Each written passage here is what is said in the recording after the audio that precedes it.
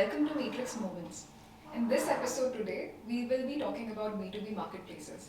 We shall cover aspects around what is a B2B marketplace, why is the sector so hot, what are the different themes that we have been looking at, how does a good B2B business look like, what are the fundamentals, and we will share some portfolio learnings that we have seen across the companies that we have invested in. And for this discussion, I have Sudipta with me, who has been leading B2B marketplaces and have been tracking the sector very closely since past 6 years.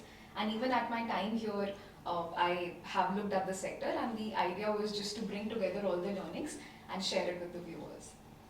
Thank you so much, Natisha. I think as a fund, we have spent a lot of time on B2B. I remember when I joined in 2016, the first sector that I started looking was B2B and logistics. And it has been 6 years looking at these sectors. And I think the time for B2B has truly arrived in the last 12 to 14 months. I think not only in terms of funding, but also in terms of quality of the founders who are coming and building the business, adoption of tech and digitization across MSMEs and sort of small factories and stuff. So very exciting time for India as a whole, and some of that is powered by what our MSMEs are doing, which is why B2B is booming. Of course. So actually, so there's so much hype around the term B2B, right? So just for the interest of viewers who are probably not acquainted with the space, if you could just talk about what is a B2B marketplace? What is B2B? Sure. So B2B is business to business transaction, right? Typically, most of the famous names we have seen in the startup world are B2C businesses, which is business to consumer. If you are shopping from Flipkart, that's a B2C company you are buying your clothes from. If you're ordering, say, food from Zomato or Swiggy, you're essentially, that's again a B2C company in the food delivery space. You're getting a cab from Ola, that's a B2C company in the ride hailing space. So these are all B2C companies where the end customer is the consumer. But before a consumer can consume a product or a service, there are multiple layers in the supply chain where there are a lot of business to business transactions which we cover in B2B. For example, take for example the clothes that we are wearing, right? Either we would have bought it from a brand or we would have bought it from a retail store. So the retail store to us or from the brand to us directly through their D2C channel or B2C channel is B2C commerce or D2C commerce. But where is the brand or retailer getting the product from? They are getting this product through a factory, and in between the factory there are multiple different middlemen. So the factory to the brand or the factory to the retailer is one B2B commerce that's happening. Now think about the factory. How is the factory producing the shirt? They are getting obviously yarn, raw material from another mill. They are getting machinery from someone who is providing them. They are getting MRO packaging material who are providing them to the factory, right? So the B2B is now, the factory is now engaging in multiple B2B transactions as well. And if you continue to go downstream, you will end up with either imported products or pure raw material, organic raw material, inorganic raw material getting produced, and everything finally coming together to give the end customer a product. All these individual transactions in between constitute B2B. And when we look at B2B marketplaces, we look across all of them, which is your retailer to the end consumer, then finished good marketplace, which is from factory or the farm to the brand or the retailer, and then the raw material marketplace as well.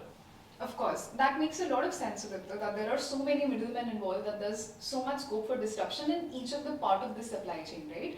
And probably that's why we hear that B2B is like 4 to 5 times the size of B2C market, not just in India but even globally. So just if you look at the stat, right, as an Indian consumer, we broadly consume say $1 trillion of goods every year. And this is like a broad estimate, but we consume $100 billion of milk and milk products. Then we consume $100 billion of fruits and vegetables. Then $70-80 billion of animal protein, which is seafood, fish, eggs, and sort of poultry and meat and stuff like that. Then you add another $100-120 billion of staples, which is rice, wheat, paddy, soybean. Then you add another $100 billion of FMCG, which is your biscuits and chocolates and stuff like that. That's broadly 500-550 billion. On top of that, there are lifestyle products of 150 billion, which is your sort of apparel, footwear, accessories, watches, and another $150 billion of electronics, which is smartphones, TVs, your appliances, and then pharma, and then home decor. And if you do that, there's $1 trillion stack of what the Indian consumer consumes. Yeah. Now, behind this trillion dollar stack, there is 1.5 to 2 trillion dollar of B2B transactions that's empowering the trillion dollar stack. And from 2000 say 5 6 to 2017 18, all the innovation that the country saw was in the end consumer stack. Why? Because the end customers obviously got digitized first. They had the propensity to pay more. And which is why all the customers, all the companies that were created were catering to B2C.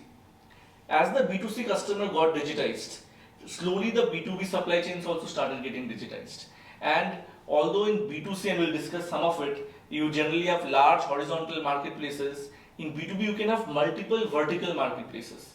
So here we are seeing $2 trillion of B2B transactions happening with multiple different cuts where there could be a lot of marketplaces created, which is why this sector is so interesting now. Of course, with so many models, and like in the podcast ahead, we'll talk about how do we think of those models. But even before that, Sudipto, one thing that I really wanted to understand was that record funding has gone into this sector in the last 1 to 2 years, and we have seen multiple unicorns come up, right? Our own portfolio of business or Zwork or Inframarket, right? Multiple companies that have come up. And even as Matrix, we have doubled down in this particular sector in terms of our investments. So because you were explaining business to retail, we have taken multiple bets like Captain Fresh, WeGrow, Farmart, Savio, Business, right? There's so many bets that we've taken, and even in the cross-border, there are a bunch of them which are in stealth right now.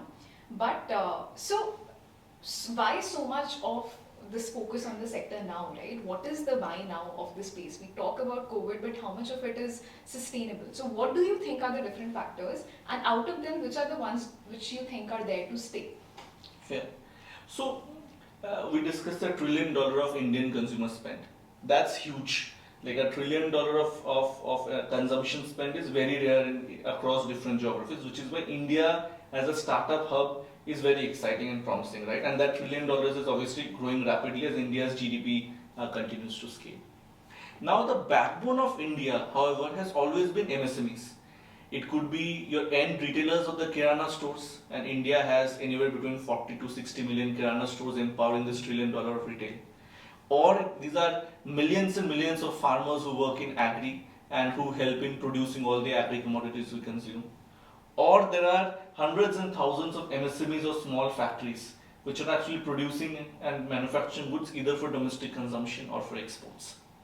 Now, if you look at how technology evolution has happened in the country, in the initial period, obviously the end customer started using products, tech products for their own sort of use cases. It generally starts with entertainment use case, then you have e-commerce, and sort of then different other products start coming.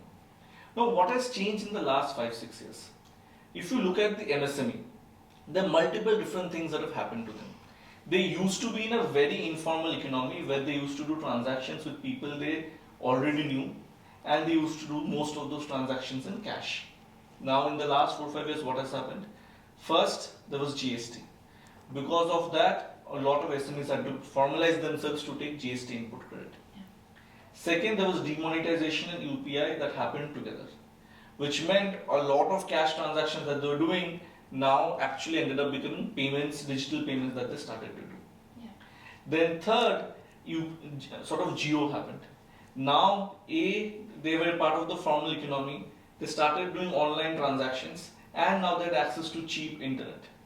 And fourth, COVID happened. The middlemen that they were used to actually working on a daily basis, because of COVID, unfortunately, could not do face-to-face sort of transactions and meetings. So combined, because of these 4-5 shocks in the last sort of say 5-6 years, the Indian MSME changed. Now they had technology and a smartphone, they had cheap data, they had become part of the formal economy because of GST, and they were comfortable now transacting on online marketplaces and trusting sort of online tech-enabled marketplaces, which was never possible 4-5 years back. Right. For example, in 2016-17, when I just joined Matrix, right, and when I used to go on the ground, meet these factories, do diligence for startups, you enter a factory and there was no technology, there was this one desktop, and because we as investors used to go, then the owner of the factory would say, go call this particular guy who knows computer science, and that guy will come and open the desktop and say, show sir, dekho hum itna sara tech use karta hai. Now I'm sure, and you should also share with people, but now when you go and do diligence on the ground, right? You go to a factory, everybody's on their smartphone, they're Yeah. scanning barcodes, Yeah. they're uploading documents directly, they're taking orders real time. Yeah. So on the ground, things have changed. It's not only startup environment and funding. On the ground, factories have actually adopted tech. On the ground, farmers have actually adopted tech, and that is seeing so much of disruption in this space. No, I mean, I completely agree, right? And as we also discussed earlier, that there was this one company and had to diligence, and I visited some factories, right? So even I'm seeing the change in the 2 years only. Earlier, it used to be us going and asking, how are you liking this product? And then telling that, okay, we'll probably use or maybe not, right? This time it was right opposite. Like the factory owner sat me down for an hour and said that this product is good, like we're already using this, but can you also give me these other 4 5 things? Don't you meet companies which are also probably doing something on this, end? So not just they have payment intent, but even the type of products that they want, more than a push, rather now there's a pull from the factories. Can you please help us with these XYZ things also? We are ready to pay, we are ready to experiment, and we are already there. I have my son with me who can teach me all those things. There's second generation coming which are ready to take up all of this, right? And even in terms of COVID, I think some of it is already even reflecting in the numbers, right? In December 21, India recorded its highest ever exports, and most of it was coming from MSMEs. So I completely agree with you that even the COVID tailwinds or the globalization part, the formalization part, that's very much true and it's there to stay, right? So that's a very interesting point to touch. So first we discussed about the Indian economy and digitization of Indian SMEs, right? And now it's clear that there are so many SMEs, they're using tech, they're ready to be part of the formal economy, and they are trusting online marketplaces. Add on top of that what's happening globally geopolitically. Every major economy is looking at China plus one strategy post COVID. China has been for the longest period of time the manufacturing hub for the entire world. Now you're looking for countries which can do manufacturing well, has cheap sort of cost of labor and resources abundant, right? And India becomes a hotspot. That's one. Second, we are middle of the Ukraine-Russia conflict. Add that on top, and every country is realizing that they need to diversify their supply chain. So there's a broader realignment of supply chain that's happening, and India, because of our ability to sort of now manufacture well, our raw materials, startups sort of coming, digitization, tech, push from the government is at the center of that. So not only are we digitizing existing supply chains, actually the production for the country is significantly ramping up. Yeah. And you have this increased amount of demand that the world wants from India, and where a lot of new innovative companies are coming and saying, we will get this demand done from India, we will create this layer of trust and quality, and there are enough number of Indian MSMEs which are actually hungry to go and do it. For example, you should look at the stock prices of all the specialty chemical companies. They have been booming over the last 2-3 years, right? Yeah. If you go to in the chemical industry, you will realize that people are actually now putting up factories with excess capacity, anticipating the demand will increase. So Indian MSMEs have also become smarter. They are sort of setting up capacity ahead of time.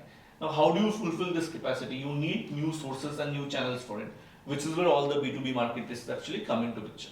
No, that's very fair. And even in all our conversations with the global sourcing heads of all the companies, right, they have all been talking about de-risking their supply chains, increasing their sourcing destinations. And like, if the share has to move from China, then as you said, like India, because of all the advantages that India has, it's a perfect land grabbing opportunity, some of which is already reflecting in our manufacturing numbers and the 400 billion exports that the country is supposed to lock this year. One thing, Sudipta, we talked about all the value that a marketplace has to add, right?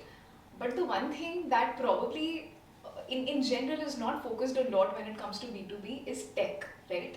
So probably the online penetration or the digital penetration in B2B business in India is 0.5 to 1%, right? Far less than what it is in US, probably around 13%.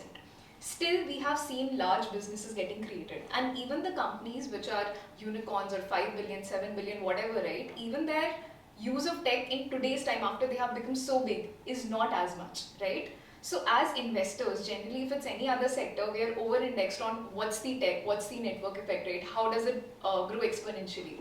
When it comes to B2B, is the answer that tech is not as important. I mean, you can build it later. Initially, it's all about getting the transaction done and getting the ops right. Or is there really a role of tech which in today's world is getting under indexed, right? So, I mean, what do you think is going to be the eventual role of tech? Because as of now, it hasn't been highlighted a lot in the investor conversations or the founder conversations, be it whatsoever. There's all of this is happening because of tech. There's a why now to it, and the beginning of the why now was formalization of the economy and adoption of tech. Without tech, you cannot scale, you cannot be non-linear, and I'll cover a little bit of it right now. Are these tech businesses? No, these are tech-enabled businesses.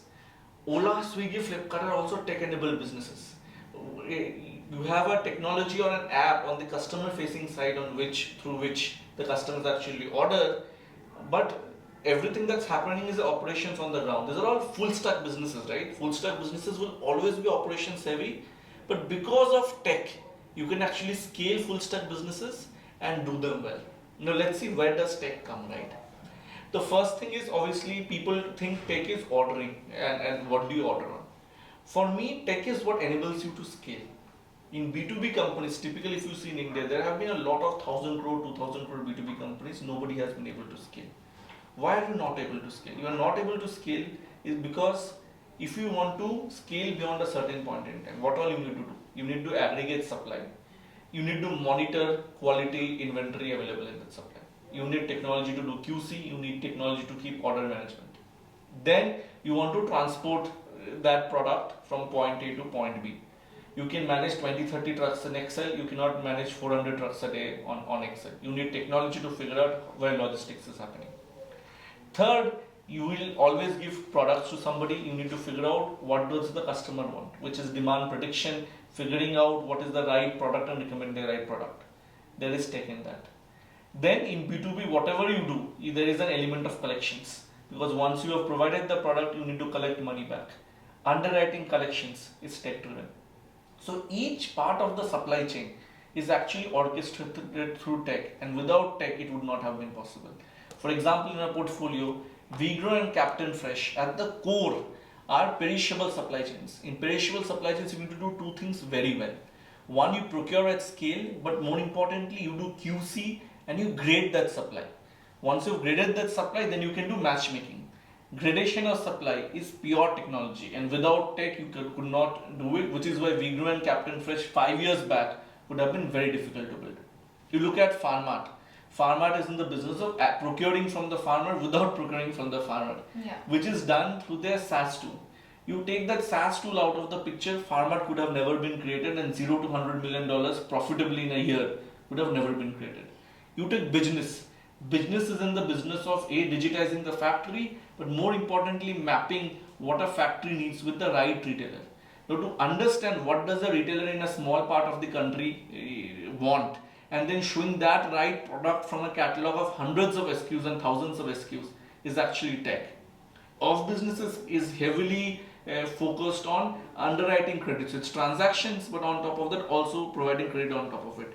This level of credit underwriting could have never been possible without data and using technology to underwrite using that data, right? So when we invest in a company, the simple rule of thumb that I see is, if I leave my job today and go try to build it tomorrow, will I be able to build it? If the answer is yes, then there's no reason to invest.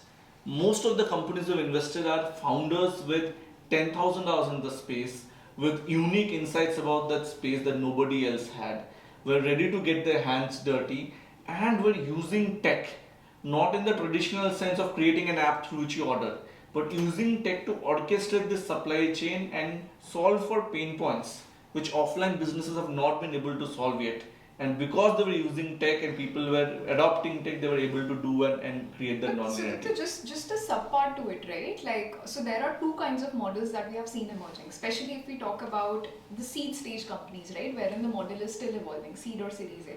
There are a couple of companies which are product first, right? Which start with a tech product, and once people are sticky on that platform, then they start the trade process, right? And then there are second kind of companies where probably 99% of the focus of both the founders and investors have been, right? Wherein you start doing the transactions in an offline way, And once you know you have enough going, then you build tech enablement around it, as you rightly said, right? So by far the focus has always been in the second bucket, right? Do you think the time for the first bucket is here and now? Uh, what do you think So, about it? so it will always depend on the supply chain that we are building for.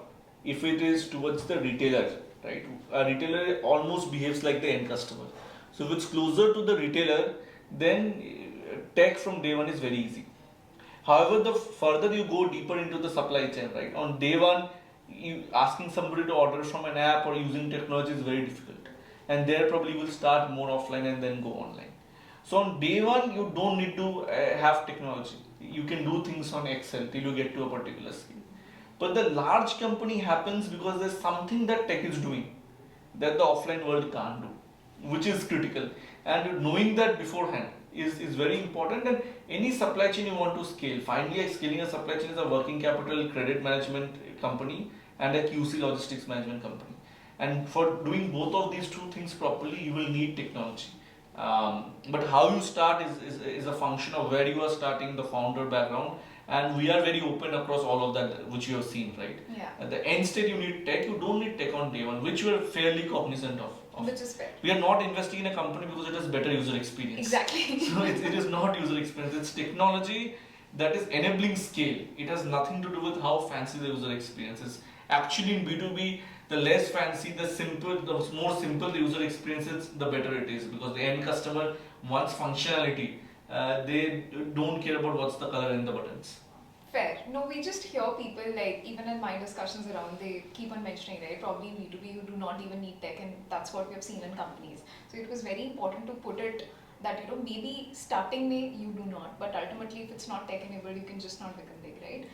Just the last question on this theme that we wanted to cover was, and you actually briefly touched upon it, around the founder archetype, right? So I think it has been very interesting that in the past 1 year, right, like whenever my colleagues from, like, say, past colleagues from consulting, or like fellow friends from VC or the traditional industry, right, they call and they're like, what are the white spaces in B2B? And I'm like, just a second, right? This is not very normal. This is not the most sexy sector to build in, right?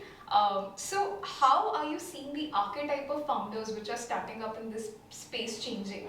Do you think people are just trying to start up here because they see that there's a lot of funding? If you just capture a white space, to seed to mili jayega, because that's are the kind of answers that we hear. So what do you think the change has been? And given the change, what are the kind of archetypes that you are bullish on? Got it. So first, I think it's good that you are getting those calls, which means the sector has come of age. And I genuinely believe, and Avnish keeps on saying, right, digital nation building. For the country to truly progress, we need MSMEs and B2Bs and farmers and the backbone of the country to progress. They need to become more profitable, and they need to scale faster. They need to cater both domestic and international demand. So B2B doing well is scored to the country doing well. So it's really great that because of few amazing founders who have built phenomenal businesses in this space, there has been a lot of capital that has come, which has created this vicious cycle where people want to build in B2B. So which is a great place to be, right? Now, B2B is not an easy business to build. It is not a fancy business to build. You have to spend a lot of time in the farms and in the factories and solving supply chain problems. So the only point that we keep in mind when we're investing is, does the person have enough exposure to that space? It doesn't matter what background, which company that they work with. If you see our B2B portfolio, It has a mix of everything. It is a mix of everything, with all different pedigrees, but generally the people that we have invested in have spent some time in their domain. Like Sid and Chaitanya of business, उनके पापा की factory थी in this space. They had sort of internalized the problem, right? Captain Fresh, before this, Uttam was with Nikanti, one of India's largest seafood exporters.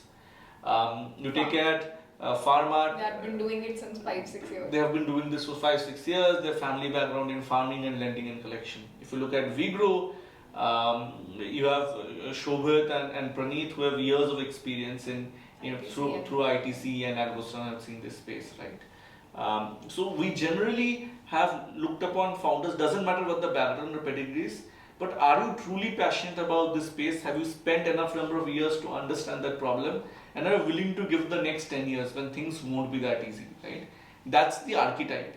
Beyond that, we are respectful of founders across all backgrounds.